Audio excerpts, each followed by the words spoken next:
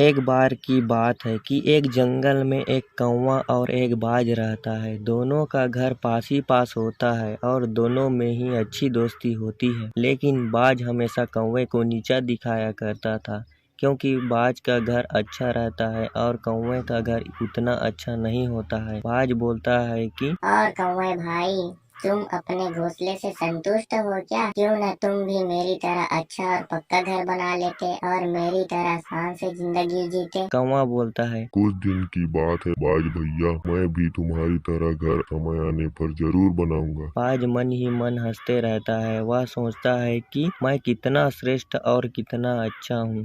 यह घमंड करते हुए बाज बोलता है, कौवे भाई, तुम उड़ान में मेरे से बहुत कमजोर हो। तुम्हें शर्म आती है कि नहीं कि तुम मेरे से हर गुण में पीछे हो? क्या तुम मेरे से आगे बढ़ना नहीं चाहते या फिर तुम अपनी जिंदगी ऐसा ही जीना चाहोगे? इतने में वहाँ एक तोता आता है और वह उसकी बातें सुनता है। तो वह सोचता है कि क्यों न इन दोनों में उड़ान की कंपटीशन लगवा दूं। कौवे का कोई मन नहीं होता है, लेकिन फिर भी वह उड़ान के लिए मान जाता है। बाज यह बात सुनकर बहुत खुश हो जाता है कि जीत आखिर तो मेरी ही होगी, चाहे कुछ भी हो। इसके बाद बाज और कौवा उड़ते उड़ते एक जगह पे जाते हैं जहाँ पर उड़ान की शुरुआत होने वाला होता है। तोता बोलता है कि देखो, तुम दोनों उड़ान करने वाले हो, इस बीच तुम दोनों में किसी भी प्रकार की लड़ाई या झगड़ा नहीं होनी चाहिए। यह दोस्ती की उड़ान है। इसके बाद तुम दोनों आपस में साथ रहने लगोगे, किसी को कोई नीचा नहीं दिखाएगा और जो हारेगा वह दूसरे से माफी मांगकर अपने अपने घोंसले में प्रेम भाव से शांति बनाकर रहेंगे। यह सुनकर कौवा और बाज दोनों उड़ना शुरू करते हैं। कौवा धीरे धीरे उड़ते जाता है और चील अपने घमंड से इधर उधर करते हुए कौवे के आगे पीछे उड़ता है। दोनों उड़ते उड़ते कई गांव को पार कर लेते हैं। जैसे ही एक गांव आता है, उस गांव में एक तालाब दिखाई पड़ता है। तो बाज उसे देखकर पानी पीने रुक जाता है और बोलता है, कौवा कहाँ और मैं कहाँ? यह सोचकर वह पानी पेट भर पी जाता है।